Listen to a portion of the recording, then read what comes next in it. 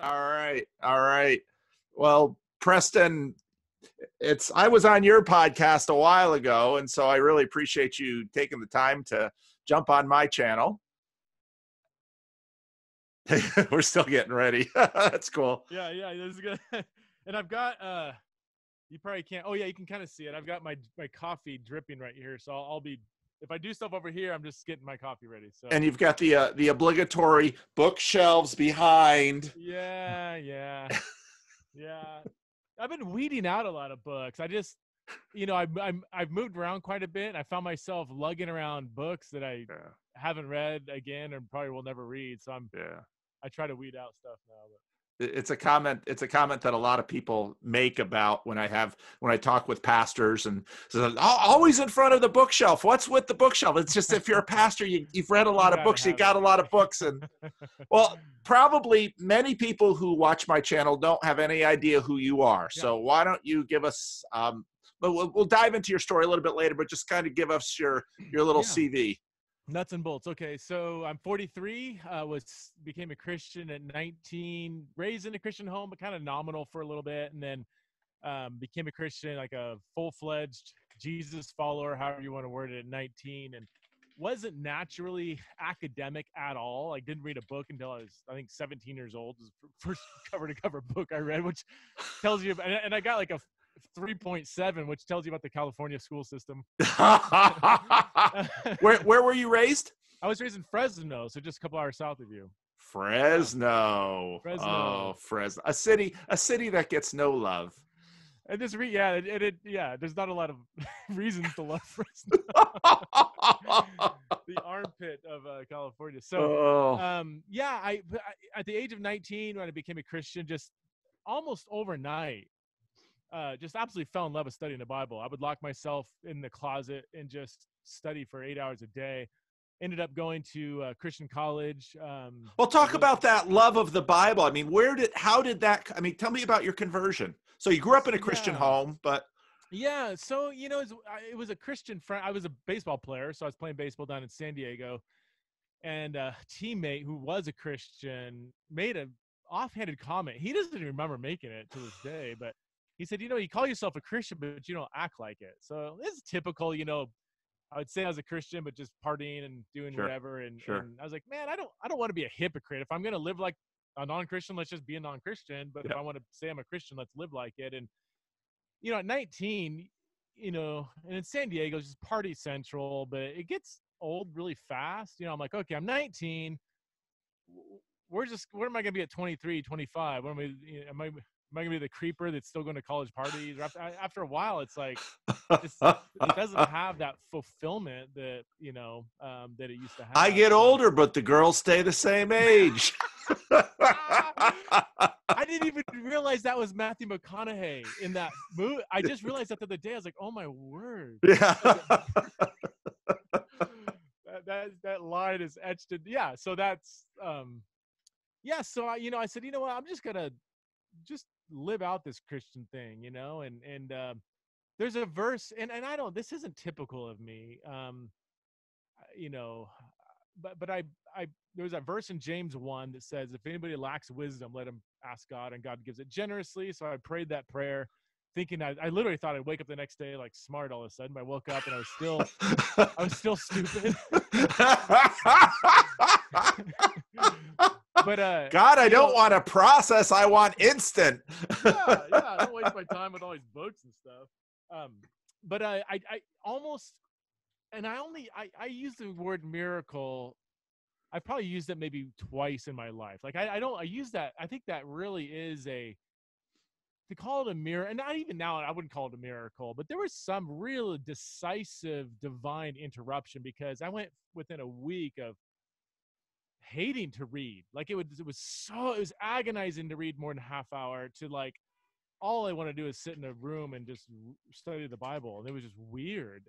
Well, I want to slow down on this conversion thing. So, okay. So this Christian on your ball club who acted like he believed in God, kind of shamed you. And then you're like, who cares about this Christian thing? So then you're partying, and then you realize that that gets old and that's going nowhere. Yeah. Was there an event or a conversation, or you just kind of a realization that, and then you ask God for wisdom and you start to read? So that when that Christian kind of confronted me, that was right when there was already just kind of like, it was starting to plateau. I was getting worn out. I was like, I started kind of show up at church every month, and like, man, Every these month. Christians seem like they just have something there and joy. And I already intellectually knew enough about the gospel to kind of know what they had. And it was that kind of like that, you call yourself a Christian, but you're not acting like it. It just kind of like awakened something that was already kind of stirring in me.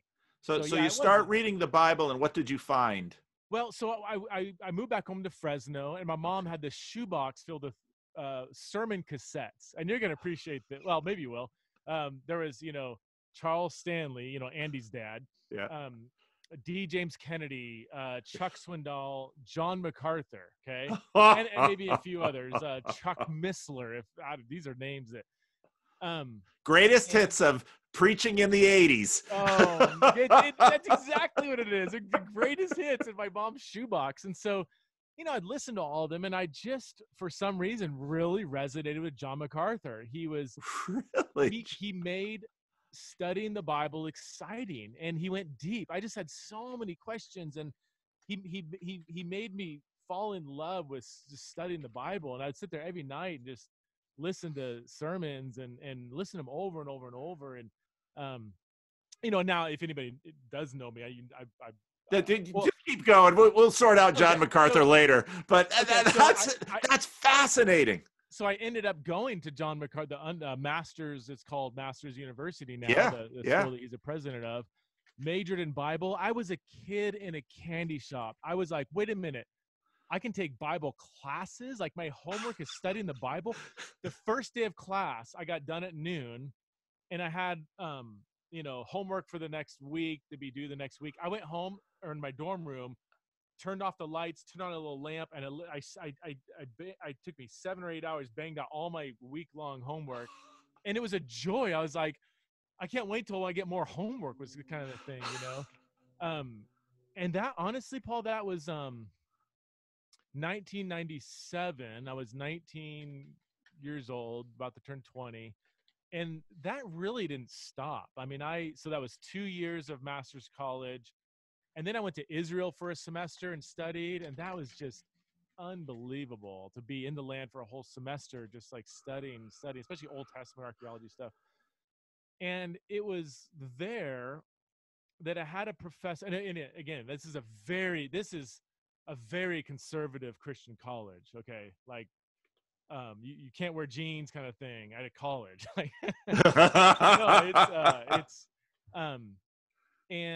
but it was in Israel when one of my professors, again, all the professors are very conservative, but he had us read a lot of like liberal scholars. And I was like, why do we keep reading like liberal archaeologists and stuff? He's like, well, because evangelicals don't do good scholarship, basically, is what he said. I was like, and right then I was like, why? Like, that's crazy. Like, why can't we be a capital E evangelical and a capital S scholar? Why can't we be a world-renowned scholar, who happens to be evangelical, but his scholarship is... And so that was almost a second, like an academic conversion experience for me, that I was like, you know what? I want to be a like a gospel preaching Christian, but I want to be I wanted to be like a world-renowned scholar and write articles that nobody reads, and read the Bible in all original languages. And so that I went on to go to seminary for 3.5 years, and then did a PhD at Aberdeen University in first century Judaism and the New Testament for 3.5 years. So I know I fast forward through a lot of stuff, but what seminary did you go to? I went to Master's Seminary. Back to Master's Seminary. Yeah. Wow. And interesting. It was about halfway through the seminary when I never quite drank the punch, but I was sipping on it. But and I'll tell this story, and I don't mean this in I don't mean this in a shaming way or even a negative way towards a seminary. And let me just say this: with any seminary experience, there's pros and cons. That's right. I had a good time. I had a great time at the college, and I would say I had a good time at the seminary. There's godly men there. They are Some are extremely conservative. Like, Yeah. Yeah. Yeah. I mean, I can give you examples of how conservative, but just ultra conservative.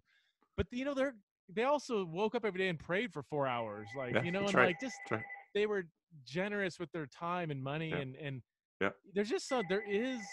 And I went through kind of a anti-fundamentalist stage, and there's still no one would. If you Google fundamentalist in Preston, you're not going to get probably too many hits. But there's still there is, like any sub branch of Christianity, there's always some beauty. Well, in most branches, I mean, there's Yeah. going to be some beauty there. So, Yeah. but halfway through, and again, so this is why that's all kind of background. But so I was having a good experience. But one of the assignments, and it's a dispensational Yeah. school, if anybody Yeah. knows. It So, reformed dispensational, if yes, you can put those two things together. yes, we don't dunk babies, That's but right. we are 5-point Calvinists. And secessionists. So I mean, it's just yeah. Like, it's if you believe the sign gifts are for today, then you might not even be a Christian. You're probably, there's a chance you might be demonically possessed. So yeah, very anti-charismatic, kind of anti everybody, honestly. yeah. That wasn't them. And one of the quotes that I heard over and over is, there is only one seminary. There's master's seminary, and everybody else is kind of on a slippery slope to liberalism. So Wow. even like, if you know the name Wayne Grudem, Oh yeah. he came out and taught a Winterim, and he was seen as kind of like, it's kind of liberal. I don't know about this guy. Now, if you know anything about Wayne Grudem, he is off the chart. I mean, he would be a self-proclaimed fundamentalist. I mean, he's very, very, very conservative Christian. Yeah. Yeah. And because he does believe in the sign gifts, and he didn't believe in a pre-tribulational rapture, it's like, well, I'm not sure about him. But in seminary, I wrote the assignment in Greek exegesis 2 was to write an eschatology. It's a study of the last things, an eschatology paper on the book of First Thessalonians. Now, you know what's going on here, Paul.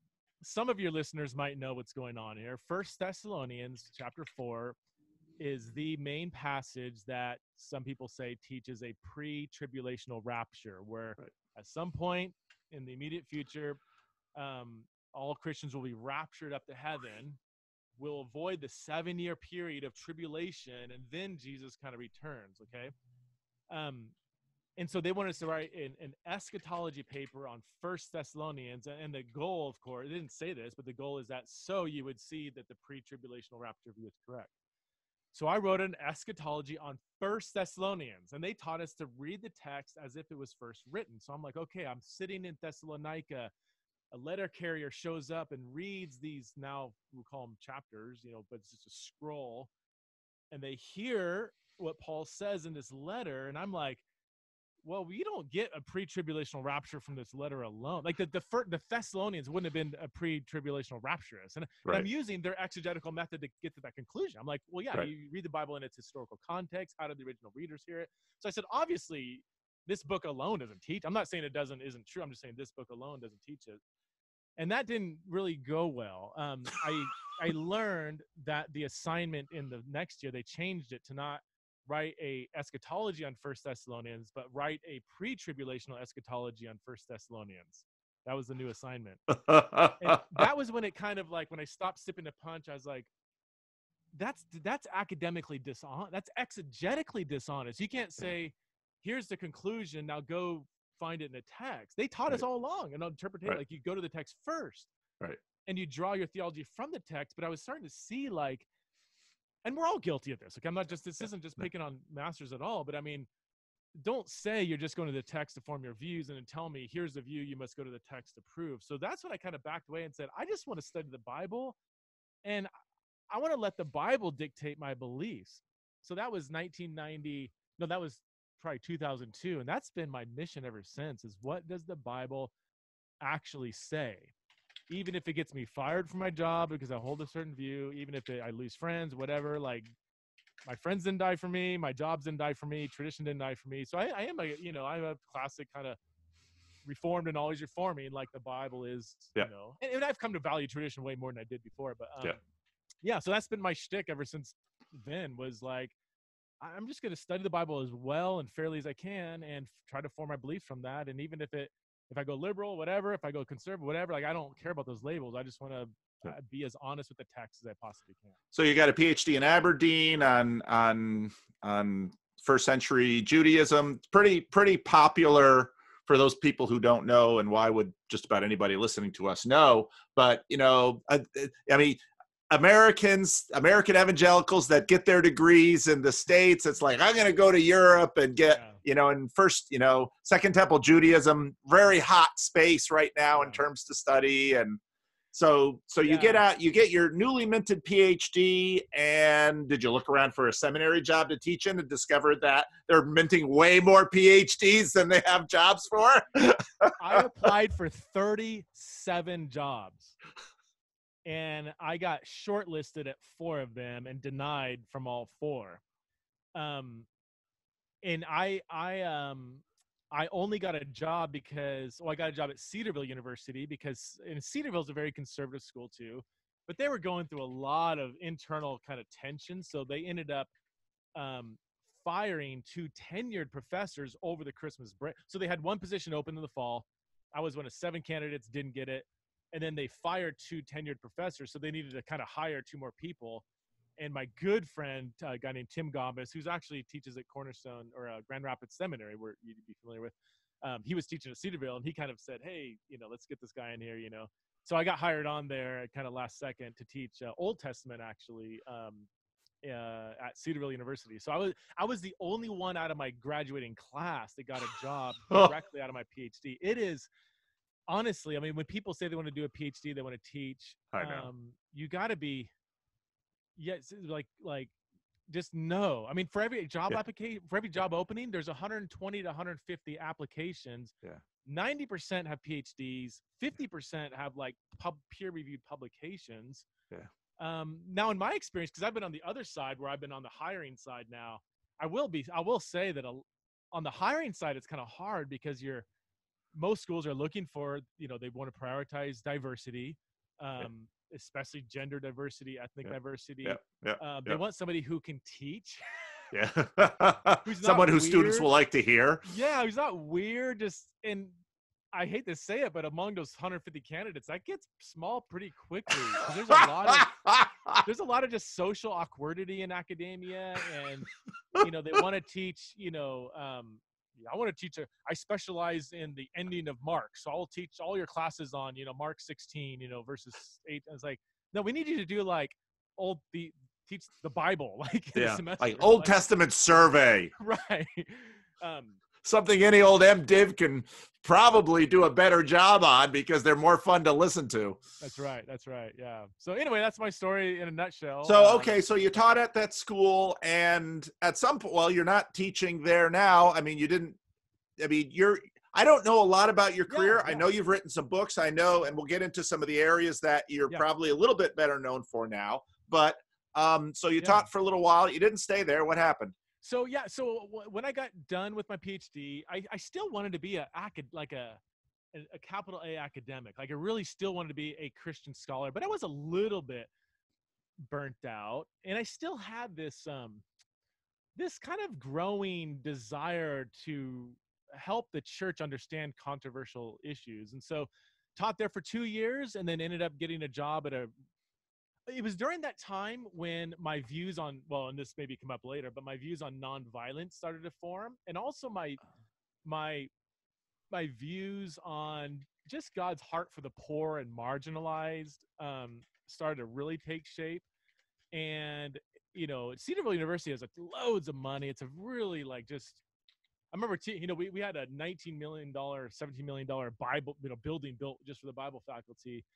And I remember teaching through the Gospel of Luke and talking about, every passage in Luke is Jesus' heart for the poor and confronting the rich and those in power. And students were looking around are we living this stuff out? And students can take, they can become overly critical sometimes. But anyway, there was a job opening at a rinky-dink little Bible college in California, in Simi Valley, California. It was started by Francis Chan, and the whole desire was providing debt-free education. It was just breaking the whole system of why does Bible education have to be so expensive? Why? Can we just teach the Bible? And how much does it cost to teach the Bible? Do it well. and actually go with a text lead. So this Bible college, Eternity Bible College, was driven by exegesis, and it was driven by a passion to teach the Bible to those who didn't have wealthy parents or didn't want to go into debt for Bible education. I'm like, man, that really resonates with me. Yeah, So that sounds great. It is, and it's still there. The school's amazing. So I left Cedarville University. It's kind of real cush, like, big Christian university job to go teach at a Bible college with 100+ students, and loved it. Did that for 5 years. But it was there when I was still writing academic books. I have 2 academic books, several academic articles, but it was in 2011 when Rob Bell's book Love Wins came out, which just stirred the pot. Yeah. And the Bible college was associated with the church that Francis Chan was the pastor of at the time. Okay. So, we were on staff together, and he was getting questions about the book. I was getting questions about the book, and we got together and said, why don't we, I said, hey, I think you should write a book response to this. I mean, and he's like, well, I don't have time to do that. I'm like, well, I mean, I could write it for you, and you just put your name on it. Let's your career as a ghostwriter. Yeah. He goes, no, let's co-write it together. Okay. And I want your name on it, and let's just give it away for free. I'm like, okay, we can do that. Totally. But then, oh, sorry, there's another missing piece here. And this is giving maybe too much information, but no, I love it. Okay, good. Well, he a few months before, he had told me, he's like, man, I think you need to be preaching more, because he heard me preach a sermon. And he's like, man, you need to be on stage more preaching. And I was like, well, I just don't have time. I'm teaching all these online classes and teaching this, teaching that. Little did he know that I was paying off $120,000 school debt. Yeah. It was growing like wildfire every year. So I was teaching full time. Then I would go home at night and teach online classes from 7 till 1 in the morning, do that 3 nights a week. And if I did that for 5 years straight, I will have paid off my $120,000 debt. So he says, hey, let's write this book, give it away for free. And I said, dude, I'm all for that, especially with my huge heart for the poor. I said, but I want you, I don't know if you know this, but I've got like 6 figures of school debt, And he's like, he kind of looked at me and said, why didn't you tell us before? He's like, hold on a second, I'm gonna make a call. I'm like, okay. Makes a call to the publisher, and he calls me back, says, all right, we're gonna get $150,000 advance for the book, and it's all gonna go to you, so you can pay off your debt and pay taxes and everything. Wow. So that, and it did. I got a check for $150,000, signed it off to the loan, and my debt was cleared. So I just, and Francis has never told anybody that, but just to, people might like or not like or whatever Francis, but one thing I know about him is he is probably the only Christian I've been around whose stage presence is exactly who he is behind the scenes. There is no gap between the stage person and, because I mean, I have a gap. You probably have, I look way better on stage, and I go home like, man, if they only followed me around, or at least the people at least the projection they're putting on me. There you go. No matter how honest you try to be. Yeah, that's right. I mean, and the YouTube hasn't done anything to help that.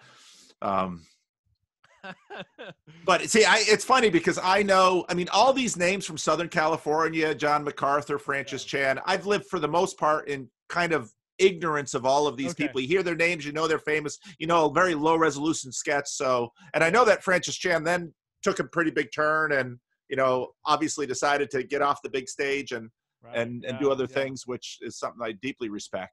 So very much, So you wrote a book, you got out of school debt, and you're teaching at this place.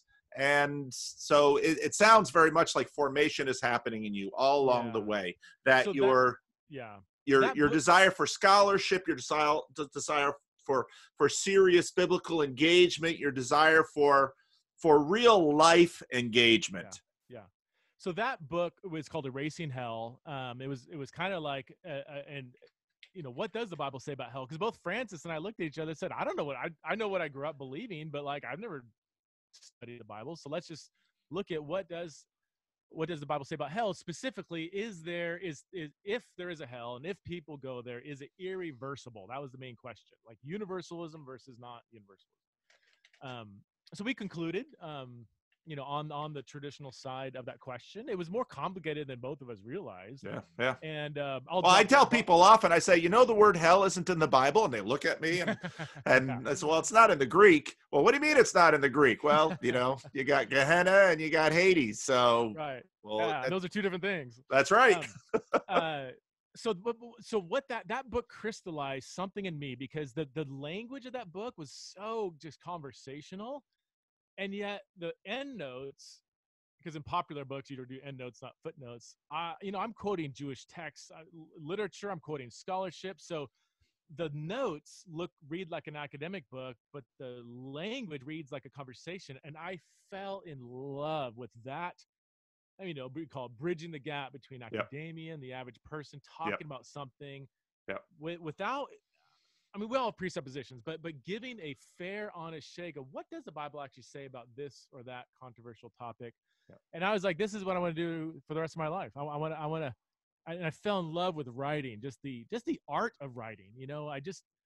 It's like nails in a chalkboard when I read Christian writers who are Christians who have a platform and they write a book, but I'm like, but you're not a writer. Like there's 57 different ways to say something, and one of them might be the beautiful way, and the first thing that comes, so I fell in love with just the art of language and even punctuation. I love reading books on punctuation.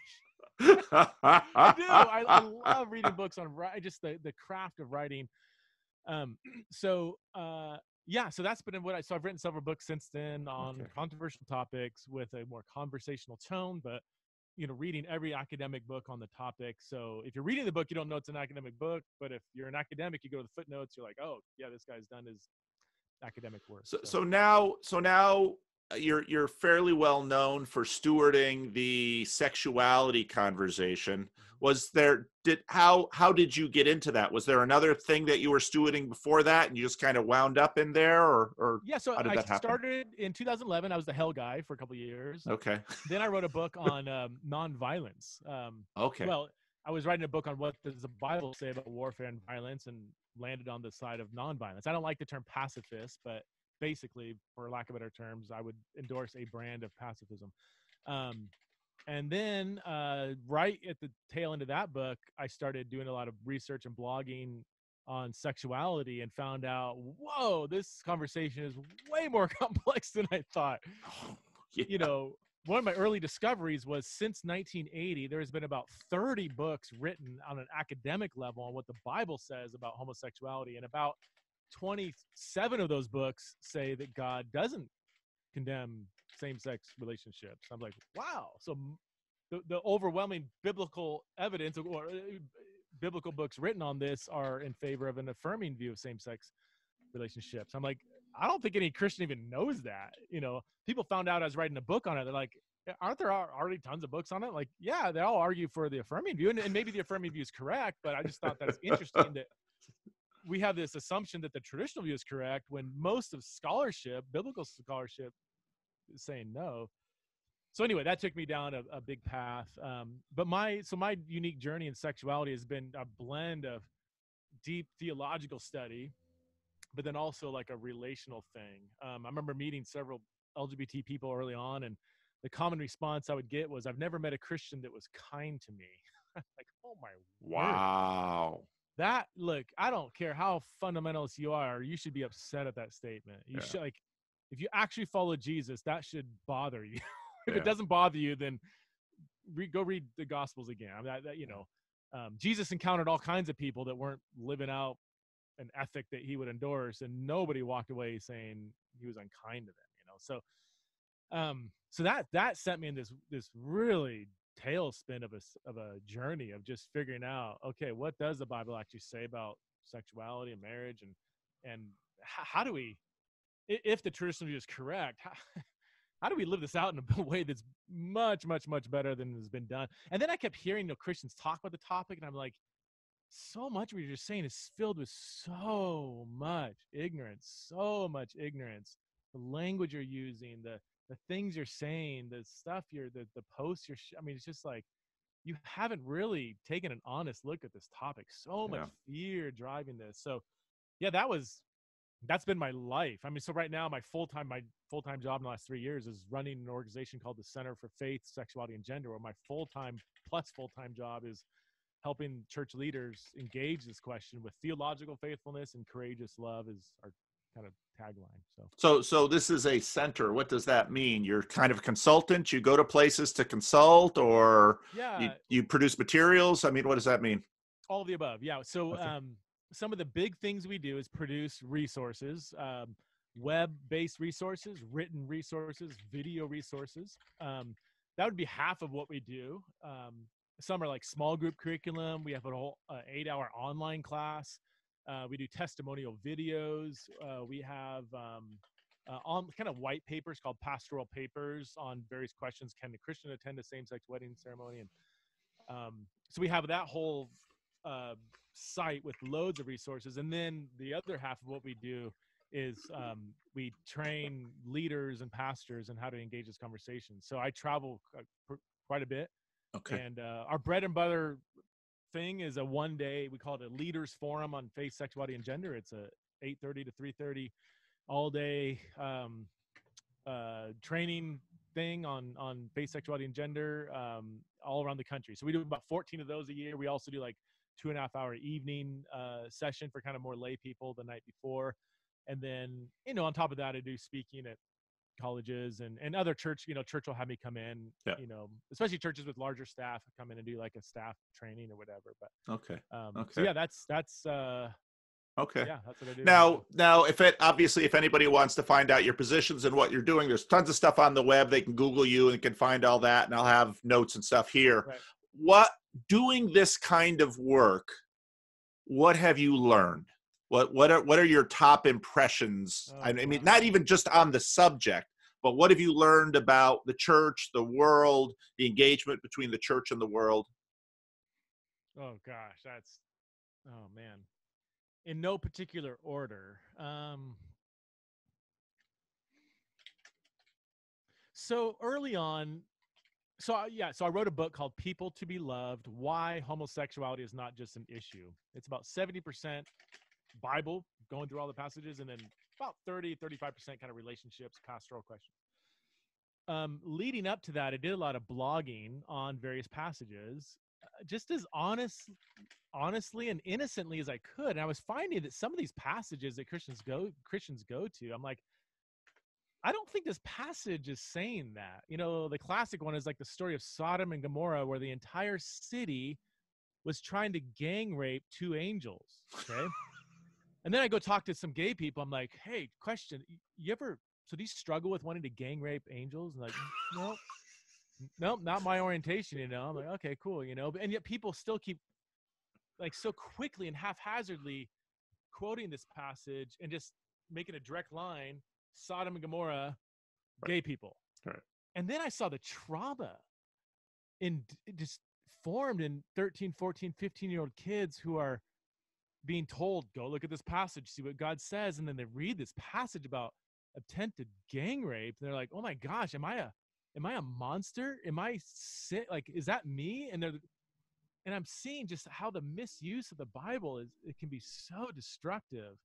Gay people have a phrase for these 5 or 6 verses that say no to same-sex relationships. They call them clobber passages, as you know, because gay people have been beaten over the head with them. And so I guess to answer your question, one thing I learned, let me finish. So when I was blogging my way through the Bible, and I was like, I just want to blog honestly about what the whole Bible says about this topic without having right. Without having to come to an application conclusion that everybody is waiting for, because they say, Preston Sprinkle is here on this issue. Right. And I didn't mention this. So I wrote the book on hell, and then I became an annihilationist. I wrote a book on violence and became a pacifist. Here I'm doing this study on homosexuality, so everybody's like, oh, here he goes again. You're going to be gang raping angels before we know it. Oh my gosh. I hate to laugh, but that's hilarious.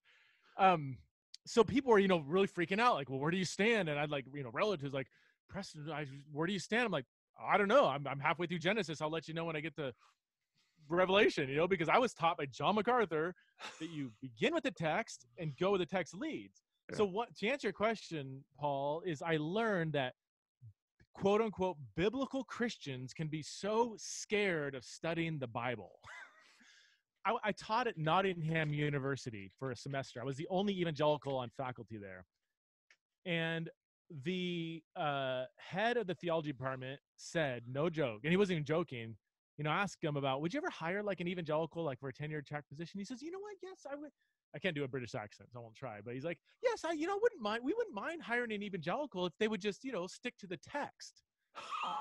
And I was like, and I was like, I wanted to jump in and say, whoa, no, like I see what you mean. Like we do have, especially American evangelicals, have this reputation of using the text to defend a political point of view or a pet doctrine. And I was like, if I'm honest, that's what I experienced growing up in American. And I was like, oh, like we're known for not, a liberal would hire an evangelical, but he's doubtful that they would actually just stick to the text. Like, so I learned in all these kind of topics I've learned, I'm like, man, I don't even like the phrase biblical anymore. People, why don't you like biblical? I'm like, because it's just been kind of used by people who aren't really daring to go where the text leads. They just use that phrase as a, to slap on their pet doctrines, and they don't have the courage to go where the text leads. And I'm just have no space for that. So that's one big thing I learned is people are, especially in sexuality, if you start saying, let's just study the Bible and let's just go where it leads, it's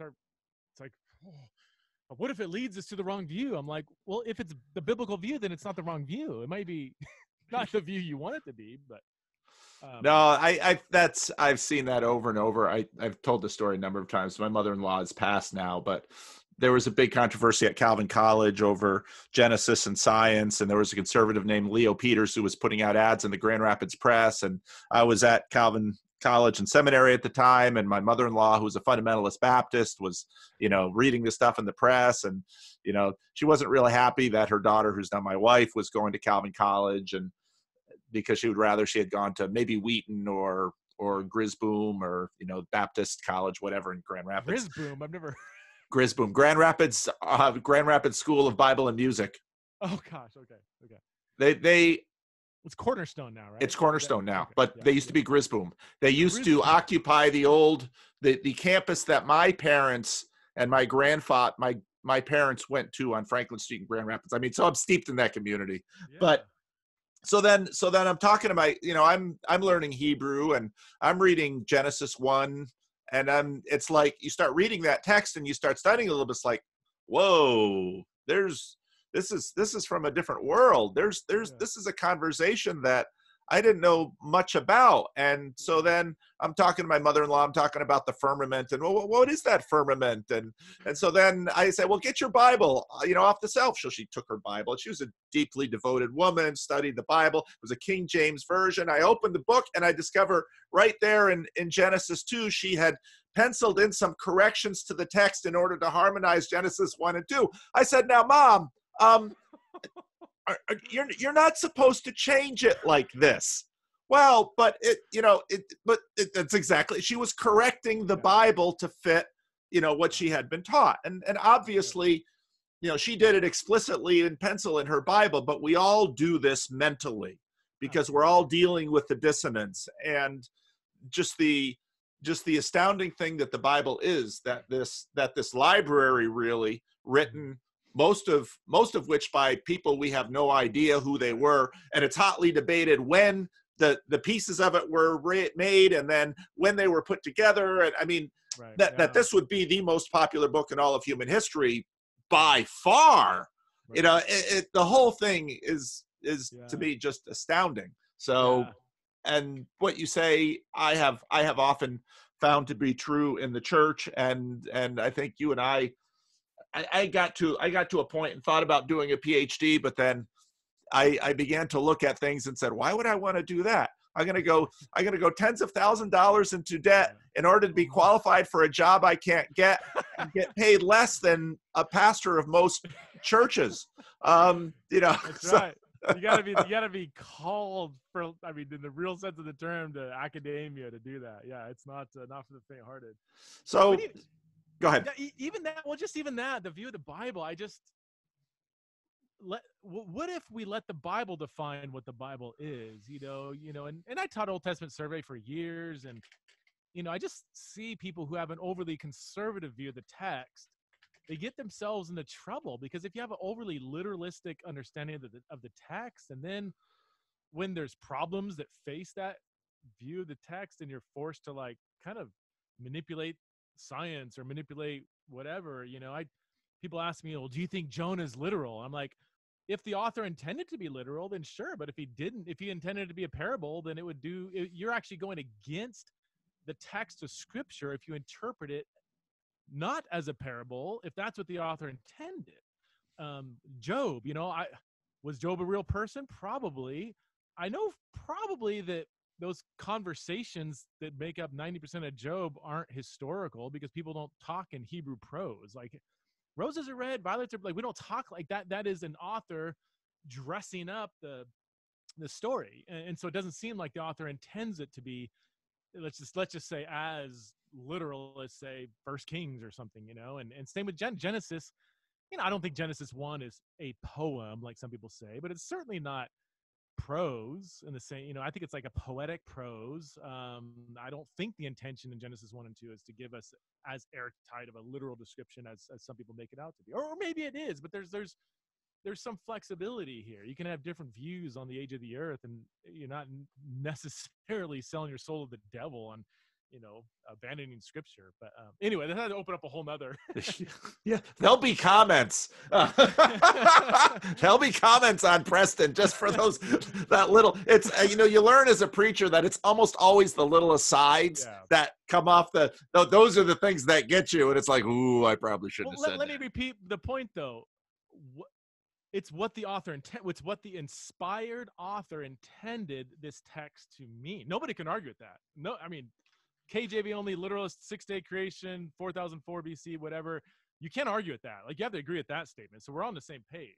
We might disagree on what the author's intention is, okay? And I'm not even saying I don't know where I'm at on Jonah. I would side on a more literal view until I discover otherwise. But, well, and even authorial intent, you get to, let's say, the New Testament's modulation of the Old Testament, where, even within the book of Genesis, look at Joseph's, finale speech to his brothers. You meant it for evil, and God meant it for good. The Bible, and our first conversation, we talked a lot about Jordan Peterson, but part of why I was interested in what was happening around Jordan Peterson and what he was doing was because all of us read the Bible, and so there's always the two parts. It's us reading the Bible, and the Bible, so my background was I got my undergraduate degree in history, and one of the things you quickly figure out about history is that when Tom Holland writes a book, Dominion, about the history of Christianity here in 2019, well, there's a lot of 2019 in that view of the past, because that's how history has worked. Yes. And obviously there are events back there behind the record of those events. And I mean, this whole question is enormously complex when you pour in the philosophy, the phenomenology, and all of this stuff. So, and again, when I know a lot of Christians of a certain stripe get terribly anxious when you start talking like this, and it's essentially saying, I am just not, I can't and I won't think about these things. I just want to stay in this certain lane, in this certain frame. And that's fine. We all inhabit a frame, and even the opening up of these questions inhabits frames. So it just is what it is. Well, when I used to teach Old Testament survey, the number one, my day one was telling students, when you're reading biblical history, it's not like you're reading like the evening news, like they're just raw, disconnected reporting of events. It's a narrative. There's a theological point that's trying to be made by the retelling of history.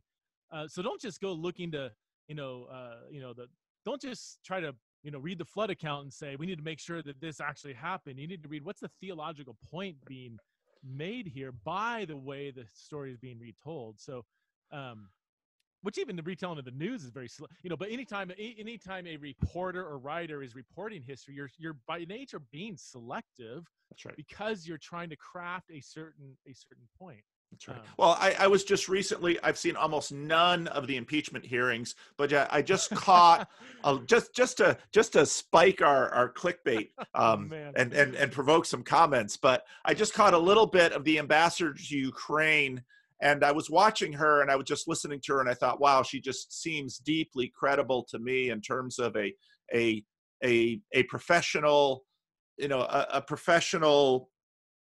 Someone, but basically a professional who's just telling her story, so on and so forth. And then later I was watching, to me, the only television news I can actually stomach, which is PBS NewsHour. And I was watching that, and I noted the tiny little clip that they present is the point when she gets emotional. And I thought, well, this is the case about all tellings of history. I was just talking to a person at church, and I pay very careful attention about how people tell their stories, because you can't tell a story without shaping that story for what you think is relevance to the context of the telling of the story. I mean, and that's, you get into John Vervaeke's work, the combinatorial explosiveness of reality and all this stuff. So anyway, all of that is there.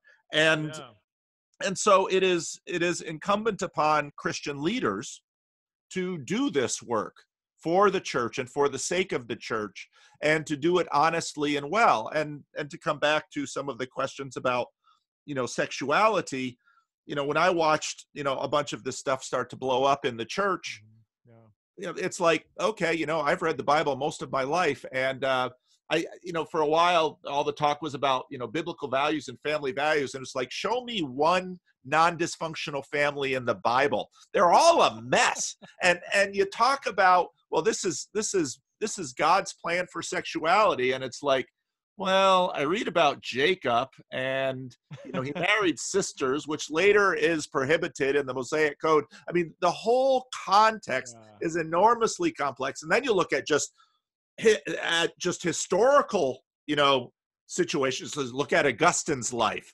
He dismissed his concubine, and you look at the wave of celibacy that goes through, the period that Augustine was living, and Anselm, where these Roman families were horribly disturbed at the fact that their daughters, who had long-term arranged marriages with families which would continue to up the social status, decide they're going to be celibate. This is an economic and familial catastrophe for the family. And I mean, the history around this stuff. I mean, any person who pays any attention at all to their own sexuality should have a certain degree of appreciation for the complexity of it, just from one person. But over time, over history, over populations, good grief. Man, just a whole history of marriage. I just read it. There's a great book. I think it's called The History or Marriage: A Short History or something by Kuntz, I think is the author. Oh yeah, it's a great book. Yeah, I mean, just showing that our Western modern understanding of marriage as a romantic union between two adults that fall in love. That's so new on this. It's like 150 years old, and also, by the way, because we think we have arrived at this is what marriage is in its essence. It's about romance and falling in love and your life partner, your soulmate. And it's very new on the scene of history. And oh, by the way, we also have the highest divorce rate in the history of human civilization. Now, that's not to glorify any other, there's loads of misogyny and, all kinds of stuff in the past. But I mean, there is no, kind of like, I think just being aware that so much of our understanding of marriage is driven by culture and is very recent on the scene of human history. People would often ask me, we had Prop 8 here in California and all kinds of stuff going through. And people would ask me questions about, where I stand on this stuff. And I usually just, there's a reason I pastor a small church. I'd say, well, I'll tell you what, why don't you tell me what marriage is for?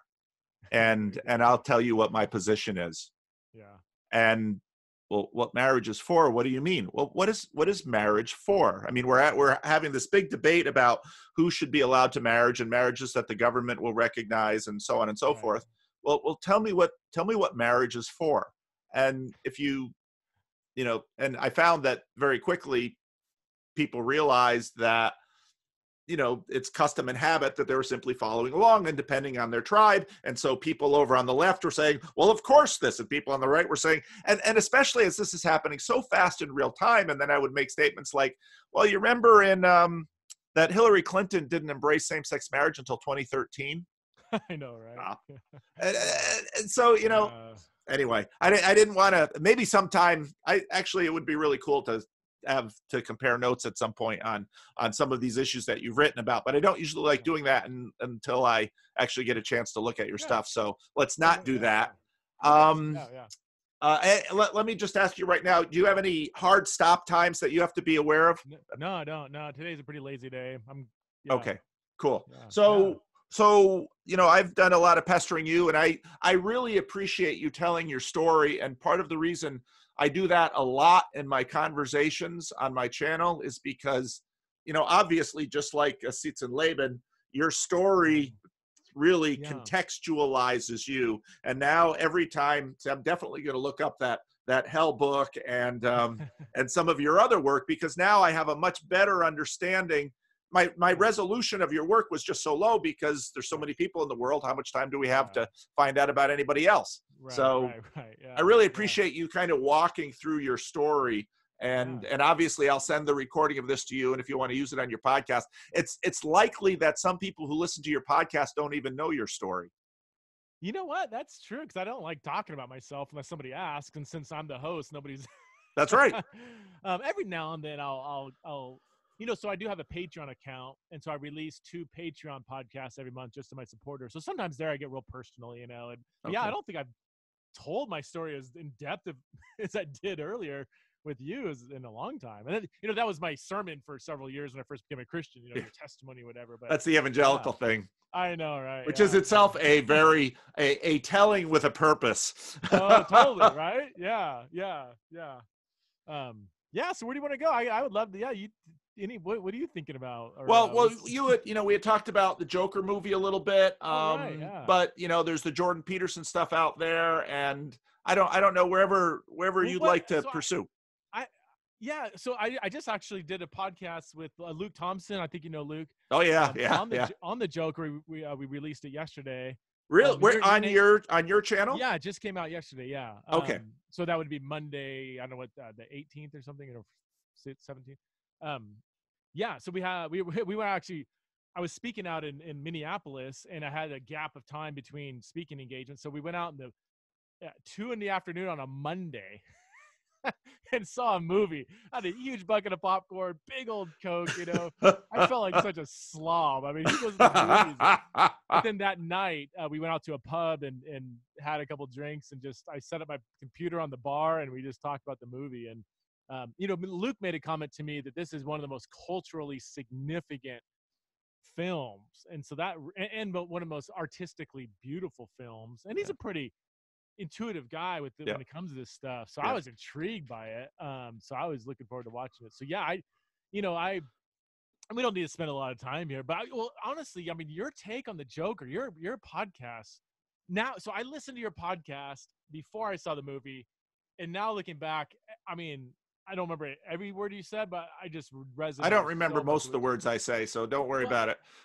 The main takeaway that I saw, and I think you saw, is it doesn't fit any kind of ideological or propaganda kind of box. And I think that's why some people who are, for lack of better terms, on the far left, far right, who are in the kind of echo chamber, it was kind of disruptive because it was the Solzhenitsyn thing of the line between good and evil goes right through the heart of every person. There was no clear line between good and evil. And it also showed the madness of the crowds to quote Douglas Murray.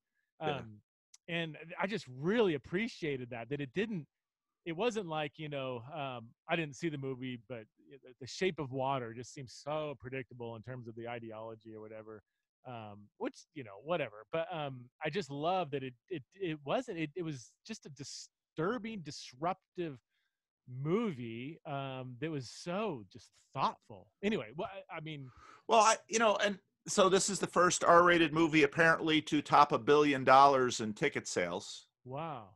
which, didn't know that. and this, so one of the guys that I speak with on my channel, I really enjoy talking to, Bern Powers, who lives in Tbilisi, Georgia, who is a little bit older than I am. And he's one of these guys that has just studied film and culture and music his whole life. And so you could just talk to him, kind of pull the string, and he'll run through narratives over the last 50 years, a lot of which he's lived. But, one of the things that, why this movie now? And I think, again, a lot of the stuff that Jonathan Peugeot is doing is really helpful in this. We are at a point, I mean, the election of Donald Trump was, I forget the name of it's a big time Hollywood writer, wrote right after Trump was elected I would have to Google it a little bit, but wrote to his daughters basically saying, this ought never to have happened, but don't worry, this is the last hiccup on the way to, and it's like, on the way to what? On the way to utopia? Yeah, on the way to, now we've got, and so we have this. So I also do meetups at my church, and, it's called the Jordan Peterson meetup, even though we don't talk about Jordan Peterson that much because he hasn't done much for a while. It's just a group that has continued to go, and we talk about whatever's going on. And we had this, at our last meetup, we had this amazing conversation among millennials. One of the people said, basically, I was let down by my family, by my school, and by my government, because, broken home, his parents split up, and, school people said, just do this education thing and everything will be great. And he's struggling with employment. He's driving for Uber and 9/11 and another. It was just amazing listening to everyone hear the fact that as a culture, we have made promises and tied them to institutions. And what we're realizing is that these promises are hollow, that education will not offer to you what sometimes subliminally it has said it can. There's a bridge just right down the street on Florin Road here, right next to a high school, which has long time been a struggling high school. And right, big letters across the bridge, if you can dream it, you can do it. And it's like, this neighborhood here, I know what goes on. And this is a neighborhood of mostly poor folks. There's no ethnic majority, but it's Black, Hispanic, struggling Asian, struggling whites. You just keep bombarding them with that idea that, and it's Disney, it's all these kind of things. And Joker comes into this and says, what if all of our remedies for the things that ail us are insufficient? And what will you do with the people who at some point in their life realize they have been fed lies? Because that's what Joker has been fed, lies by his mother, lies about who his father is, lies about who he is. And, of course, the climax of the movie when he shoots the talk show host, and then mayhem ensues. One of the things that I learned from Jordan Peterson is that most of our knowledge is not tacit. Most of our knowledge we cannot articulate, but we recognize things. And I just figured this out the other day because I was listening to someone talk who was just absolutely inscrutable, and I was begging mentally that they would give an illustration. And then I thought, what are illustrations? Why do illustrations work? It's because we can't see things until they're made flesh. And maybe by view of an illustration, we can begin to detect the patterns that are underneath. But we live with this underneath knowledge, and we have to represent them some way. And of course, Peterson says we represent them in stories. And so when Richard Dawkins and Joe Rogan say, why is the world so full of religion? It's like, well, why don't you listen to Jordan Peterson? He just told you. That was the most bizarre podcast. I've never heard Richard Dawkins before, and I was shocked. Yeah, at how unintelligent he was. Yes, how his understanding of Christianity after all these years like they were talking about Christianity, like, oh, you just go to heaven when you die. I'm like you, Do you know any Christians? Do you know I anything know. about It's the like, religion? have you ever read like a actual Christian scholar? Like it strengthened my faith like crazy. Because I deal with doubt and everything. I'm like, wait a minute, this is the brilliant atheist, and that's his art. Like, and yeah, some of the questions like that, like, where did all these religions come from? And no, just the smug pride and confidence, and just, I'm like, gosh, I Christians get a bad rap for all that stuff. I'm like, such virtue signaling, It's like, anyway, I walked away. I was like, I'm a much better Christian after listening to this. Should send him a thank you note. Dear Richard, like I was I'm a actually better doubting my Christian faith, after and I'm like, listening to good. you. So, yeah, and I was a little disappointed in Rogan. I mean, he's got relationships with Peterson and Shapiro and religious people, and I don't know. I was like, he just seemed to, and I know he's not religious, doesn't matter, whatever. But I mean, I don't know. I thought he would at least defended saying, there are some intelligent Christians out there or something, I just felt like he kind of played into a little too much. But yeah, so Rogan, yeah, so with the Joker, here's, and Luke and I kind of go back and forth on whether there is one message or a point. It seemed like, because we live in polarizing, bordering on cataclysmic societal times in the post-Trump world. We're not post-Trump yet. We're not post-Trump yet. Well, sorry, so post-election of Trump, which I think, I would agree with. I think Shapiro's made this point and others, that Trump is a result, not a cause of everything. There's so much building that he's just part of the building of it. But things keep getting more and more extreme. And I don't want to just come back to the sexuality, but I do think that the transgender, gender, sex and gender conversation is really a symbol of so much of what we're going on. We're deconstructing the very fundamental nature of what it means to be human in ways that are, we can go here or not, we don't need to, but in ways that are very unscientific. The sheer number of liberal, anti-Christian scientists who are calling foul on stuff going on it's shocking that, and still there's a dominant narrative that's challenging that. I literally picked up Orwell's 1984 just to get a better perspective on where we're at, and it's almost like some of the stuff being promoted is quoting from that book. The whole group think and 2 + 2 = 5, and it's like, there's stuff going on like, biological sex doesn't exist and all these things. And science, again, anti-Christian, non-conservative, pro-transitioning, pro-whatever, like, are we going mad? Like, yeah. And so we're reaching the time when I think things are going to start caving in on itself, cannibalizing itself. And so here's my question. I guess this is an actual question. Do you think that, if you agree with kind of that maybe general take on society where we are, do you think the Joker is almost giving, like, here's where this is going to lead? You have the madness of the crowds. You have the rich and the poor, and it just erupts, and even the police can't stop it. And the Joker's kind of laughing and crying, and just when two kind of polarizing perspectives come together, it's just going to lead to disaster and chaos. Do you think it was thinking along those lines, like thinking really specifically of our cultural moment and kind of the building chaos that seems to be happening, or do you think I'm reading into it a little too No. The hardest things for us to see are the things that we see all the time. And Yep. I think our society has been feeding a narrative that basically says, so we went from Obama, who was, scandal free, the dude, faithful to his wife, good father.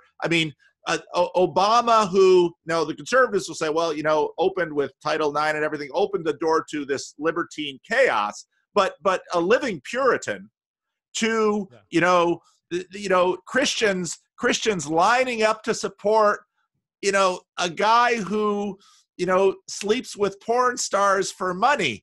And so, okay, we're in clown world now. But in many ways, the dominant theme in the culture is Obama-esque, because that is the American dream. So here's this man, he was, parents were unmarried, father was African, mother was a white woman, smart, capable, industrious, disciplined, and except for the cigarette thing, and, makes it all the way. If you can dream it, you can do it. Barack Obama is the American dream. He really is. And puritanical, and I don't mean that in the negative sense, but faithful to his wife, faithful to his children, good father. I mean, especially in contrast to, if Trump is in contrast to evangelical puritanism, Obama is in contrast to the struggles in the Black community. Okay, so here you have these contrasts. But the American dream is get your education, get as much education as you can, be industrious, be good. You will succeed, and you will have wealth, you will have fame. Obama is the story. And Trump is sort of that, but Trump is the dirty little opposite of the Obama story. So here's a guy who only got $1 million from his father to start his business. That's surely everybody got that. You got that from your father, didn't you, Preston? Yeah. Yeah. And so here with Trump, everything is inverted. And so with the Joker, now it's important to remember too, movie makers are just as, again, in the Jordan Peterson-esque, they're the artists. Artists, just like, if you've ever tried to shoot foul shots well, or if you play or hit a baseball, you turn off, you turn off a certain part of your brain, and it's just, we have various words for it. Artists are that way. Artists can't tell you everything. And people say, well, what does your film mean? Well, watch the film. If I didn't, and you feel that way in sermons, people say, well, summarize your sermon for me. And it's like, I clearly failed as a preacher if I have to summarize my sermon for you, because that's the sermon. So I think what he's recognizing is, again, the lie behind the lie behind the propaganda, the lie behind the dream. On both, and whatever on both sides, that's right. Yeah. Well, that's why I appreciate it so much. As somebody, I think we would very much resonate with kind of a centrist perspective on probably a myriad of things, right? Yeah. And we see the problems with kind of both right, left, whatever extremes. And that maybe that's why I appreciate the film is it showed that there is no there's no path to utopia. And there is, it's interesting you said that. So like in society, there is this assumption that you can be you follow your desires. If you do everything right, then you will achieve happiness. And if you can't do that, then it's everybody else's problem. And then it's society's problem that you can't fulfill your desires, and as long as you're not hurting anybody and everything you do is consensual, then you should walk the path to utopia. And if you can't get there, it's everybody else is preventing you from that. And the movie just blows that apart. It shows the complexity of good and evil, that there is no good. There is no good in that movie. No. That's what's so disturbing about it. Batman is not there. Yeah. And there's little Bruce Wayne, but glimpses of goodness in some people. Yeah. But at the end of the day, everybody is really bad. That's right. That's right. Theologically sound movie. That's right. It's very Augustinian. Yeah. And no, I think that's exactly right, because on one hand, we want to play these easy narratives that you might even play it. Well, the Joker is a victim of bad parenting. Yeah, he is. Mm-hmm. And the Joker is a victim of a societal safety net that has failed. Remember, the budget is cut, and so he can no longer see his counselor. Yeah, that's true. And his counselor is worthless. Yeah, that's true. And he's taking all of these meds, and he wants more meds, and the meds don't do anything. Yeah, that's true. And the criminal justice. Yeah, that's true. And so you would be tempted to just make Joker a cipher where he's simply, the sum product of all the influences in him. But no, that's not true either. The crazy thing about Joker is he finds himself well, again, long kind of a Rousseauian theme. We find ourselves, ever since the 60s, we find ourselves in the rebellion. We find ourselves in like the Steve Jobs Stanford University commencement address of, don't buy anybody's dogma, except the one I'm giving you right now. So go out and blaze a trail and create your own gender that is uniquely you, and blaze that trail. Right. And Joker's like, yeah, he's blazing that trail. And that's because before I was dead, but boy, I felt alive when I shot up those Donald Trump wannabes on the subway. And I felt alive when I watched the city burn. I feel alive for the first time in my life. I'm off the psych meds. You know, we had one of the things that look, I mean, just pay attention. How many millennials now have been on psych meds for how many years? Yeah. There's a movie out a few years ago. I don't remember what it was, but basically it was the story of a guy somewhere in his mid-20s finally gets off Prozac. And it's like, you know, the movie is deeply disturbing because it suggests that all of the remedies at hand are insufficient. So then where will you go? And not just personally, but societally. And I think that's what we feel. We're in a, I don't know if Star Trek would be made today, because it's really hard for us to not make dystopian visions of the future, because, I talk to my kids and people their age, and well, I'm not going to have kids because 12 years and climate change and people are facing this wall, and they realize that there's no answer. Okay, so let's say we impeach Trump and Elizabeth Warren takes office, and we have a Green New Deal and okay, so the U.S. carbon emission. How are you going to get the Chinese and the Indians and the Africans to not? I mean, there's no answers to any of these questions, and people know it deep down. And they're deeply anxious about all of it. What do you make of, on that note, you've read Steven Pinker's stuff? I haven't read much of it, but I've heard him a few times. So his recent book, Enlightenment Now, it looks at probably 25 different categories of violence, warfare, poverty, safety, homicide. I mean, just all these categories. And basically, apart from climate change, we are the safest, richest, least racist, most equal, least misogynistic civilizations that the world has ever seen. Yep. Even things like poverty, like we're actually conquering global poverty at a faster rate than we even predicted. Like back in the 70s, we're like, maybe by 2050, and now we're like, man, maybe by 2030, like most of humanity will be lifted out of extreme poverty, and all these things, and just the safety of like airplane flight and cars and even homicide. The only thing that has taken a slightly turn up is like mass shootings, which is interesting. But the overarching violence and homicide rate and danger is actually still at a lowest point ever. And yet we live in a society where there's so much more fear. Yeah. That everything. So why is that? Just because you have dying news outlets that the only way they can get attention is clickbaity, trauma and tragedy happening in the world? I mean, is that really it? Or social media, everything's, or you have, AOC, every other word is about harm and safety, and everybody's being harmed and we're not unsafe. It's like, we're in the safest time in the history of the world. Like, yeah, but what about that mass shooting? I'm like, yeah, I'm not, no denying that it's we're not in utopia. We never will be, by the way, but we're as close as we've ever been. So why is that? Again, the question is why, despite the fact that we are in this most progressed utopian-ish place in society, why are we so scared than we ever have been in the past? So who would you rather be?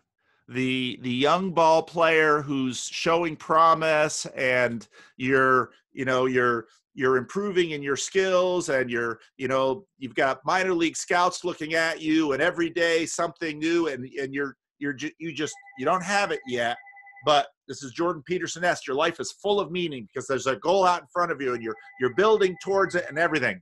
Or the 35-year-old pitcher who's got a multi-million-dollar contract, and you know that your arm is wearing out, and you suspect that your wife really only loves you because she gets all that money. And once you get to the top, you're anxious because you know you could lose it in a minute.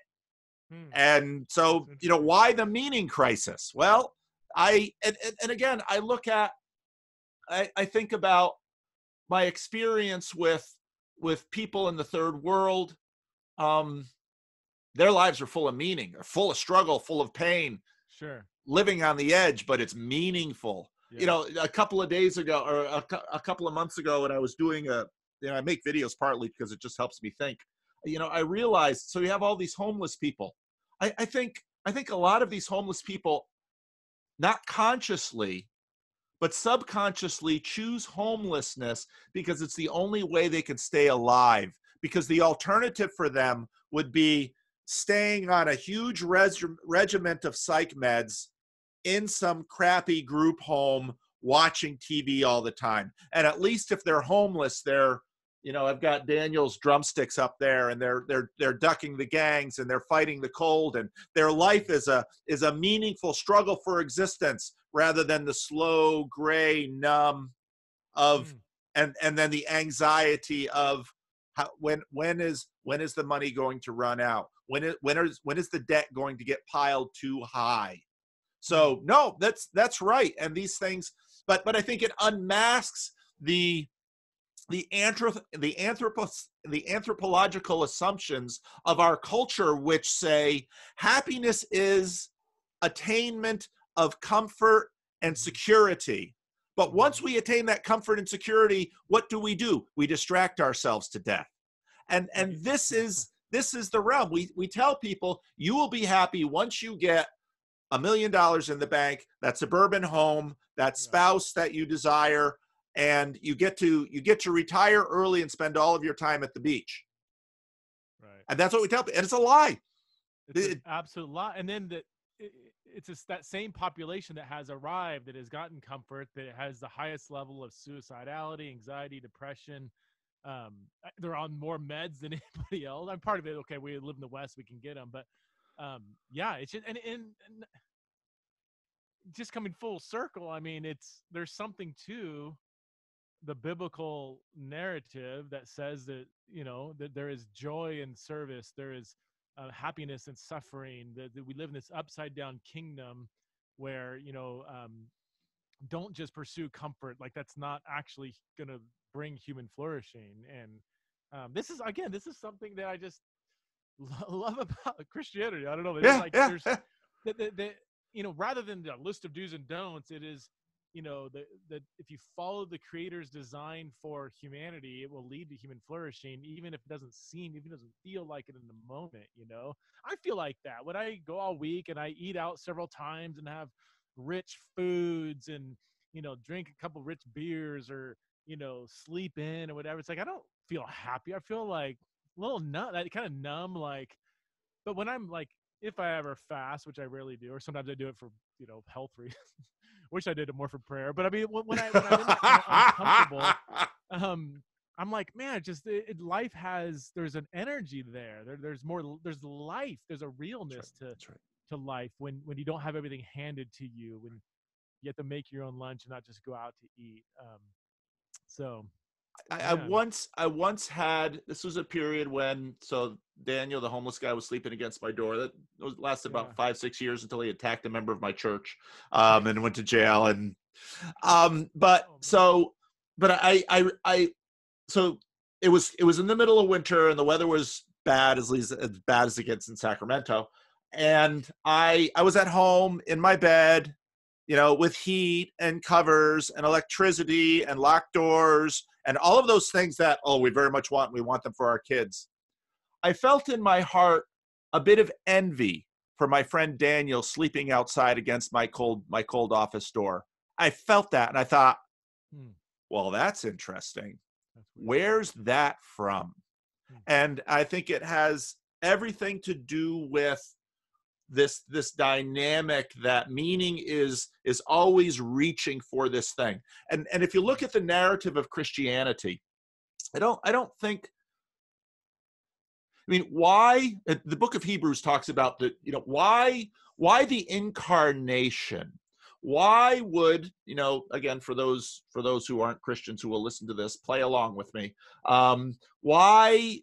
Why would the God of the universe, who has everything that in our minds, when you ask people, so you wrote a book about hell, that's a lot easier than actually writing books about the age to come, because that's really hard.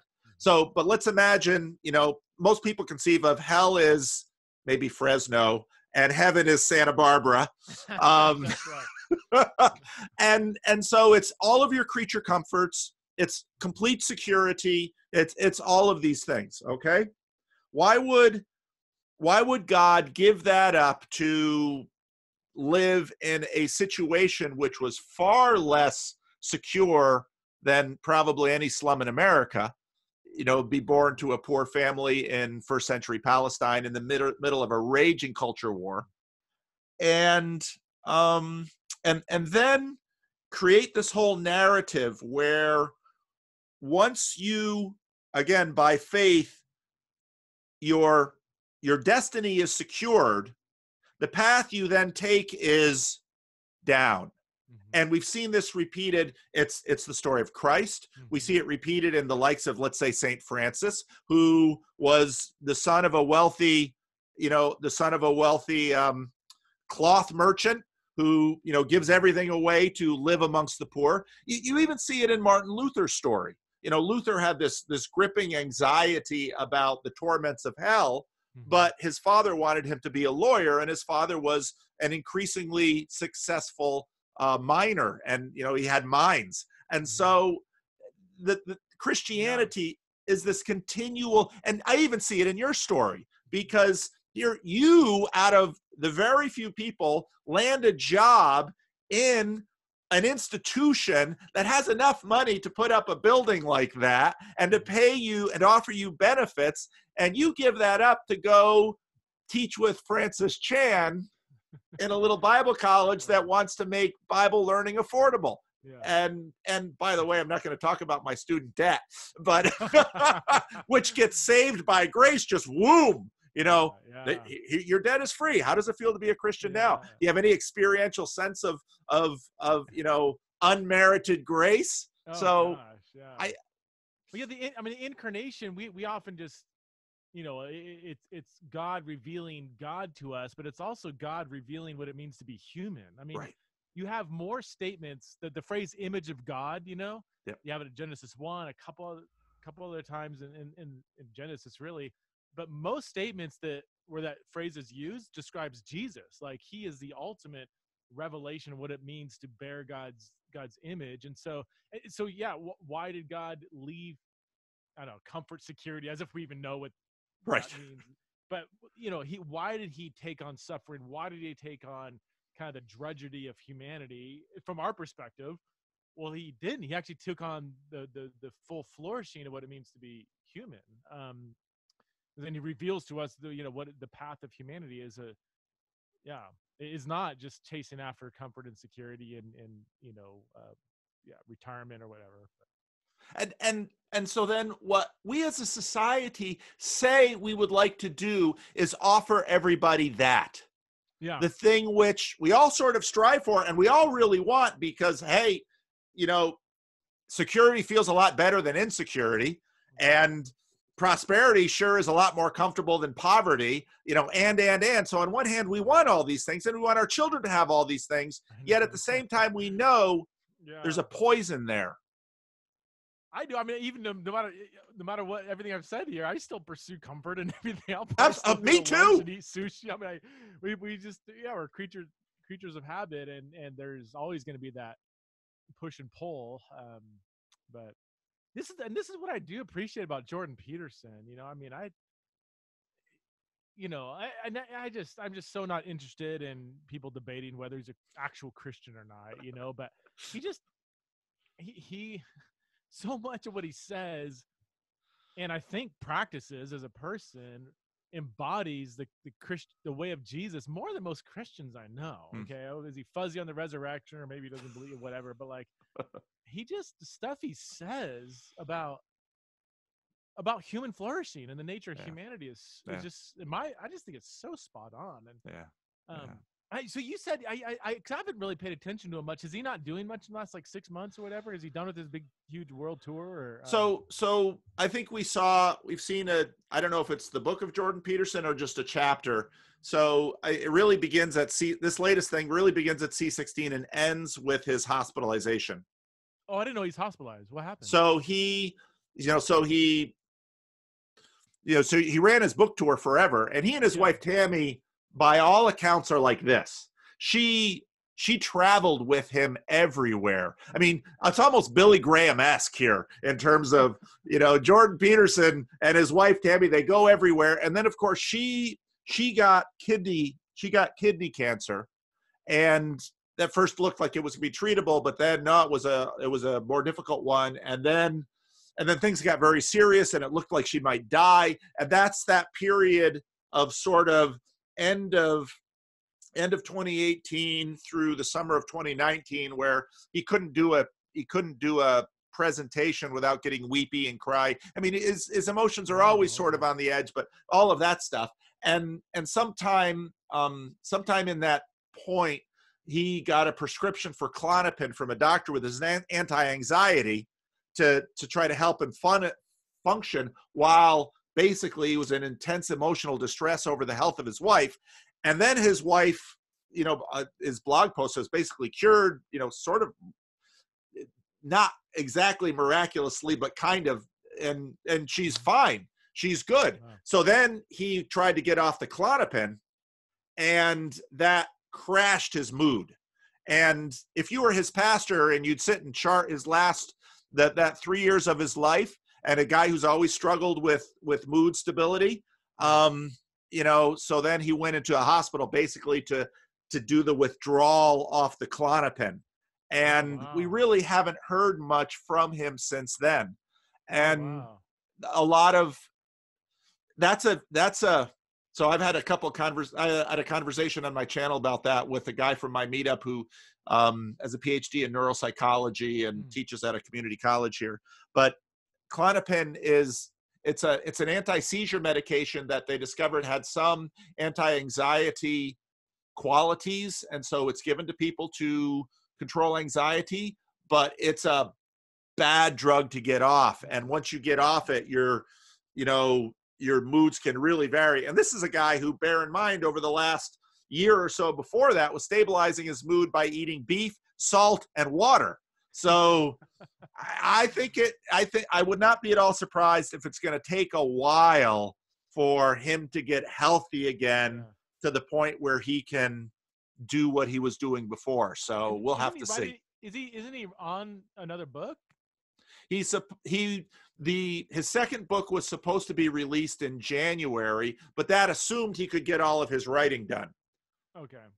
And he was going to start Exodus in the biblical series maybe in November. There's really been very little word out since his daughter did a video explaining this Klonopin thing a little bit. So in terms of Jordan, we're just going to have to wait and see what happens with respect to all of this. Yeah. So, which is too bad. I haven't engaged in Jordan Peterson conversations hardly at all. It's just been, I'm trying to pay attention to what's going on. What is the general evangelical or Christian response to Jordan Peterson? Is it all the way from like, because I've seen blips here and there, people really like him, or people like, no, he's not good or whatever. And I don't know. The dominant, unfortunately, a lot of the hot takes on Jordan Peterson says much more about whether people are politically conservative or politically progressive. Oh, really? Okay. And so the progressives think he's alt-right, right? And then the conservatives probably think he's too liberal.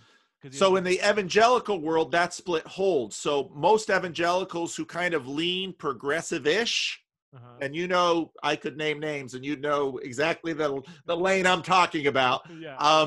Progressives who lean kind of not all the way over to Peter Enns and Rachel Held Evans, but more I won't kind name of names. woke evangelicals. Woke-ish evangelicals, not all the way, but they hear Jordan Peterson. When I'll talk to people, because I very seldom try to get people on my channel who have any kind of status at all. And I, you know, when I try and I explain how my channel grew, once I mention the name Jordan Peterson, it's like, bang. Don't want to go there. Don't want to go there. Jordan Peterson, too close to misogyny, too close to racism, because he's not saying the right words in this group. Now, it's completely opposite on the sort of conservative element. He sort of became a conservative hero. And it's really weird for a guy who politically is, you know, although, it's really a mess. And it's a shame because the aspect of his contribution that I think is enormously valuable doesn't really necessarily trend in that spectrum. Yeah. That, you know, in most of those concerns, I'm such a huge fan. One of the reasons why I left fundamentalism was because I was tired of, you know, all these assumptions about those evil charismatics or those evil amillennials, you know, stuff. Then I would go read the actual people. I'm like, that's not what they believe at all. Like this, they've been so misrepresented. And even today, I see that just all the time. People, you know, I'll make a comment about somebody and then somebody will say, yeah, well, they believe. Like, have you ever read anything by this I remember in the way, and I rarely touch politics just because, not because I'm scared to, just because like I've got enough controversy on my plate. I don't need to invite more, you know? With what you talk about. I don't need to start tweeting Jordan Peterson and get that, you know, whatever. But I remember I sent out a tweet once in the wake of the whole Mueller report, and I said, hey, encourage everybody to read, you know, listen to, you know, both sides, you know, the conservatives and progressives. I recommended on the conservative side Ben Shapiro, on the progressive side Pod Save America, and I thought they both did, you know, and I listened to both sides, and I was like, man, don't just listen to one or the other. Listen to both takes. And I got a lot of flack from people that really like me and follow me on how could you recommend Ben Shapiro? And they list off all this stuff. I'm like, look, I purposely listen to people on all sides. So I listen to a lot of Ben Shapiro. I listen to a lot of, you know, Pod Save America and Joe Rogan, wherever he's at. And I'm like, I don't think you've ever actually heard a single podcast by Ben Shapiro. Like him or don't like him, but what you're saying about him just isn't true. It's like you created somebody else, and it's like because they're listening to the critics. And I hear stuff what people say I believe, and it's like, not only have I never said that, but I've actually critiqued that publicly. Over, like, one of the things with the whole homosexuality conversation, I really don't like the phrase "love the sinner, hate the sin." I have publicly denounced that phrase. I mean, so many times where I don't even do anymore because it's like, you know, people have heard it so much. And I still have people say, Preston Sprinkle, oh, love the sinner, hate the sin. I'm like, okay, I mean, I don't know what, you know, 2 + 2 = 5, I guess, you know, but it does seem like some of these polarizing figures, if you actually listen to them extensively with the sole goal of just understanding what they're saying, I think people would be not as critical, or shouldn't be as critical as they are. But again, that's the spirit of fundamentalism that swings both left and right. That's right. Of like, I'm going to begin with that person's bad, evil, and wrong, and then I'm going to just do some quick work to find out where and why and how to disprove them. But I'm not actually going to try to understand what they're saying. Right. Well, and I often remind people that Jesus was killed because he was soft. You know, Jesus was killed for different reasons, but the tribe that he should have aligned in some ways with most, which were the Pharisees and kind of the moderate conservatives in their culture war, because he wasn't living in a cave and he wasn't knifing Romans. But the tribe that hated him most was the tribe he was closest to, because he was soft on all the little things that they thought he should align with them on. I mean, he did things like healed on the Sabbath and didn't require his disciples to do the ceremonial washing before. If you read the Gospels, you will see, in fact, that they hated him because he was soft on all the issues that they thought were critical in their culture war against the Romans. And so they set him up to die. And that dynamic we are very much currently living in. Well, he didn't fit their I mean, yeah, if he did a study of first century Pharisaism, now we're getting into my world here. First century Pharisaism and the teachings of Jesus, there's a tremendous amount of overlap. There is. Oh gosh, I mean, they were one of the only Jewish sects. I can hardly pronounce it. Yeah, say that word carefully. Were longing for a Davidic Messiah. You know, the Maccabees had this whole like Messiah from the tribe of Levi thing, and then the Zealots were like, I'll take up the sword, and hell, this sword is my Messiah, you know. And but it was the Pharisees that were like, no, we're still longing for a Davidic Messiah. They believed in the resurrection. They were, you know, their sexual ethics would line up. You know, Jesus was a little more strict on divorce and other things, but yeah, there was a lot of open. But it was because he didn't toe the party line. Like that's what tribalism does, right? You have this echo chamber, this airtight. You belong to our tribe, but make sure you cross every T and dot every I. And he did. He crossed most of them, but he didn't all of them. Yeah. It's sometimes how I feel around. I don't know. Should I even go there? You probably don't have too many. I don't know. Like sometimes with like a say it. Well, just like like a gospel coalition crowd, you know. Yep.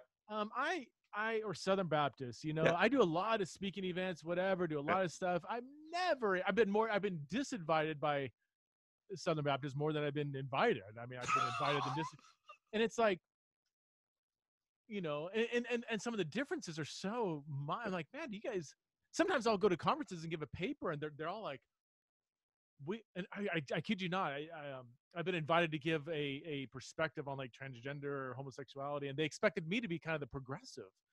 And then I presented my view, and they're like, "Oh, we were hoping, you know, we kind of agree with much of what you said." Like, what'd you think? Like, I just because I'm a pacifist, therefore now I'm liberal on homosexuality or something, you know. But yeah, it's that if you don't line up with this a tribalistic spirit. It's like the movie The Village, you know. Have you seen The Village? No.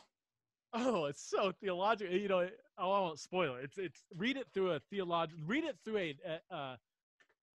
moral majority 1980s 90s evangelical lens that is brilliant. But just like you have to form walls that just keep people in. And you know, you're either in or you're out. If you start wandering too close to the edge, then that's, you know, you got to step outside. But yeah. Anyway, well, and I'll often tell people too, you know, part of the reason they were angry at Jesus was he was soft on sex trafficking. And if I say it that way, people are like, you know, how could Jesus be soft on sex trafficking? Well, he have a small church, don't you? I do have a small church. Some sex trafficking goes outside my door sometimes, but when you think about, well, what was their objection to his contact with prostitutes? Who were these prostitutes? Well, they were young women of the Jewish community who likely, you know, got swept into prostitution, probably with Gentiles and Roman soldiers. And like, you know, tax collectors and prostitutes are a pair because it's money and sex with respect to the larger culture war. Yeah. And so the way to be really against sex trafficking was to basically shun those girls that went into the business, just like you shun the men who went into the tax farming. Yeah. And so Jesus is soft on that. And you say it that way, and people are like, well, but then the other side, of course, is like, yeah, Jesus loved everyone. It's like, well, you didn't read the Bible either. Look at how he talks to his disciples sometimes. It's pretty rough. Look at how he talks to the people, again, who should be closest to him. Whitewashed tombs. You know, outside you look pretty, but inside you're full of, you know, unclean dead things. I mean, this is Jesus. And this, again, is the difference between an idol and a God. because an idol is something we can wield. And so when Nicodemus, I just spent the last 10 weeks going through the first part of John 3 in my adult Sunday school class. Nicodemus comes to Jesus at night, probably in the hopes of wielding him. Can we recruit Jesus into our coalition in order to make this progress in our culture, in our resistance against the Romans? You know, and what Jesus shows at the beginning of John 3 is he cannot be wielded. No one wields him. He wields us. And that's a narrative that is so completely un-American, because I am going to be the decider of my own destiny. Yeah, right. Do you think, is it, so I've always heard that he went at night because he knew he was stepping outside his tribe and he was a little bit scared. Is that almost like, I'll retweet Jordan Peterson, but under a different account, because I don't want to. That's right. No, I think that's right, and it's also deeply into the whole theme in the Gospel of John of night and day, and so that's true, and then you read the epistles of John. So I read Howard Marshall's commentary on the epistles of John. He says, we want to start to John, go 2nd John, 3rd John, 1st John, and then the Gospel of John. So I went in that order, and it's actually been quite fruitful, because we can talk New Testament stuff, but that's Jesus. And again, you begin to realize, I don't know, I mean, Tom Holland has, wrote this book, Dominion, which I'm having a lot of fun with, but he did, he made the point in a podcast that it's an astounding literary accomplishment to write what in a sense is a first century biography before biography had ever really been written, compared to, let's say, Julius Caesar writes his own, to write a first century biography that would not only be salient and transformative to the people in the first century, but continue to be such for every century since, across the breadth of human diversity. And 4 authors did it at the same time. Wow. And to me, that says the reason 4 authors could do it at the same time is because they were writing about the same person. And that person was that transformative and explosive. And that person is no one's idol. No one wields him. And if you read the Gospels in that context, again, I challenge Christians, read your dang Bible. You say it's the word of God, pay attention to the thing. and if well, I'm scared to study around it. No, study everything around it. But really study it. Don't just quickly buy someone's journey through it. And I find, I've had nothing but these last 2 years of my life on YouTube and doing the podcast and all of this has made me has made me far more Christian and far more convinced of the faith than ever before. I just love, and I feel like my podcast is like this too, just these free flowing, open conversations, and you're not scared to, there's no, I don't know, it doesn't sound like we're very much the same. There's no fear of like, hey, let's just talk about this. Let's wander here and explore that. And that's how you sharpen your thinking. You don't sharpen your thinking by being scared to ask this question, or God forbid, I would conclude this answer to the wrong, I don't know why that is. There is so much fear that drives traditional, and I'll say tribalistic evangelical, not that every evangelical is tribalistic, but those who are, it's so fear driven, and it stifles not only biblical interpretation, but cultural engagement and a missional theology. But well, I pastor a small church. If I pastored a mega church, could I do this and could I speak freely? You have your little outfit. What's it called? What's the name of your organization? I put the Center for Faith, Sexuality, and Gender. Well, you already know you're going to get shellacked by all kinds of sides with a. I mean, you're not going to be woke enough for the wokes, and you're not going to be strict enough for other people, and you pre-bought the scorn against you. So at that point, what are you going to do?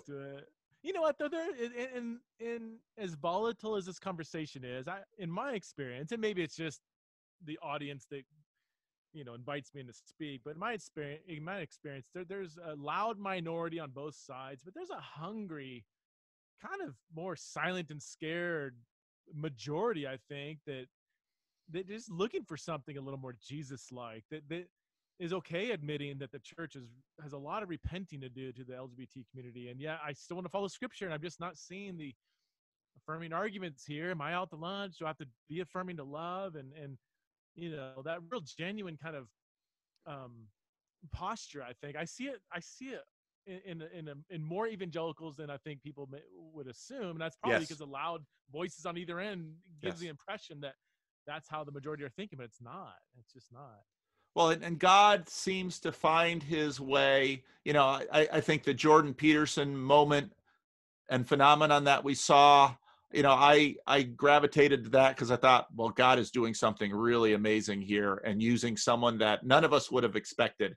And, we'll see what happens with Kanye, but watching that too, it's like God's doing something. Don't know what he's doing. And his pastor from Masters, I saw this little thing in his pastor. I thought, this just keeps getting stranger. And then he shows up at Joel Osteen's church and he goes and does prison. It's like, I love this. This is so Joker-esque, boy. He is flipping all the scripts. And he tells his wife, Kim Kardashian, the way you dress, I don't want our daughter watching how you dress and parade yourself before other men. And it's like, who did you think you married? Oh my God. Did you mention his pastor went to Masters? No. Yes.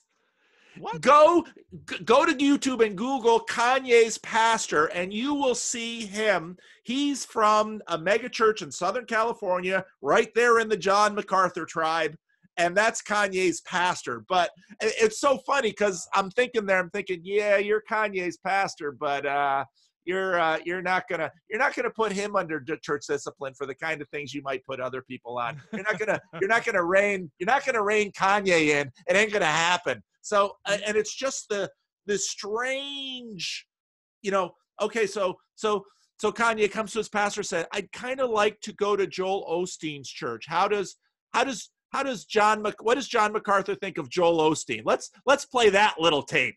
It's all just nuts.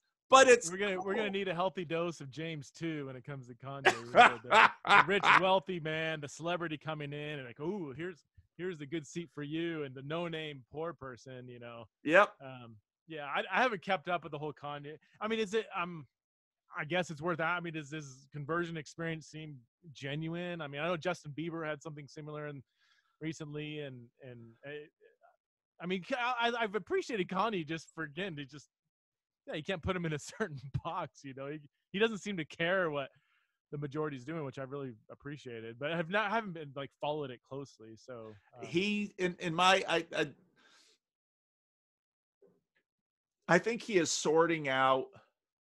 I think he is sorting out his story, and I think he got to a point which neither of us have ever experienced, but where you have, again, in a sense, he arrived at the American dream. So you have, you have limitless money, you have access to, any and all the sex you want, you have any and all the attention you want, you can say anything and do anything. And what you are is in a context where your basest desires will simply run wild. And so you let them run. Mm-hmm. And then you begin to realize this isn't, okay, I've been to Disneyland. Now what? And then he has a daughter, and his daughter's turning 10. And so his Sunday service has kind of been like chapel for his daughter, only with world-class celebrities and thousands of people curious, and, a gospel choir that, that you're buying and paying for. So who knows what's going to happen with this thing? But it's something. And it'll be into, will Kanye settle down and begin to look like, I don't know, Denzel Washington.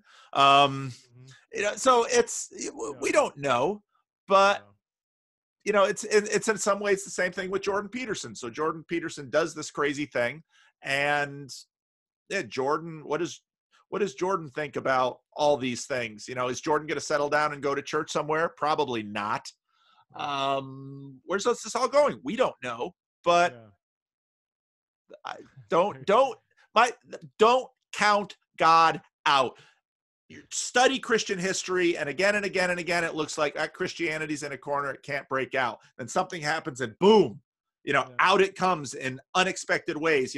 All this 18th and 19th century missionary activity in China and Africa leading to rice Christians and so on and so forth. And the missionaries have to leave, and these new indigenous movements turn up, and they're heretical and wrong, and prosperity gospel and all this stuff. But along the way, God does his work. I got a question, and I'm gonna have to go. Yeah, I gotta go. When we reflect on history, let's just say Christian history, but just history, like you have these cataclysmic moments. You have the conversion of Constantine. You have the 1054 split between East and West. You've got the printing press. You have the Reformation. You've got even more recently, some of the Great Awakening or Azusa Street Revival, or just these kind of discovery of America, whatever. When we look back on 2019-ish, what's going to be the description? Are we in one of those kind of cataclysmic, kicking up dust moments? I mean, it certainly feels like that, but maybe it's just because we're in it. Maybe this will be like 1832, which I've known nothing about 1830. It's like I know about 1865. What will people? How would they describe our cultural moment? And again, just not a prophet or the son of a prophet, but I mean, just from you got a really good pulse on cultural movements. What do you think we'll say about this in like 100 years from now? When Jesus was executed in 30 AD, his disciples were cowering in an upper room. Only women and the young men like John could be around the cross. And when Jesus rose on Sunday, he didn't walk up to Pilate, knock on the door, and say, "How do you like me now?" What God is doing now, I don't know, but I do have a sense that we are in a point. Well, the 60s were an inversion period, and the 70s were.